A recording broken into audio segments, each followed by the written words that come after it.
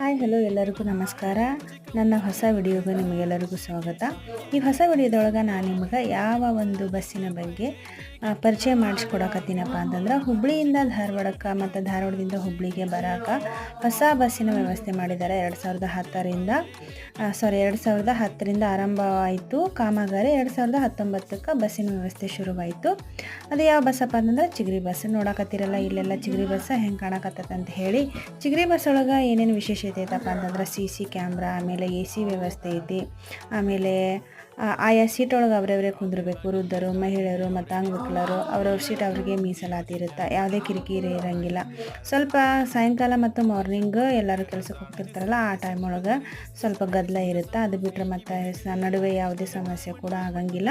ನೀವು ಯಾವಾಗಾದರೂ ಹುಬ್ಬಳ್ಳಿ ಧಾರವಾಡಕ್ಕೆ ಹೋದ್ರೆ ನಿಮ್ಮ ಕೆಲಸ ಬೇಗ ಆಗಬೇಕಪ್ಪ ಅಂತಂದರೆ ಈ ಬಸ್ಸನ್ನು ಆಯ್ಕೆ ಮಾಡ್ಕೊಳ್ಳಿ. ಈ ಒಂದು ವಿಡಿಯೋದ ಎಲ್ಲ ಮಾಹಿತಿ ನಿಮ್ಗೆ ಇಷ್ಟ ಆದರೆ ನನ್ನ ಚಾನಲ್ನ ಸಬ್ಸ್ಕ್ರೈಬ್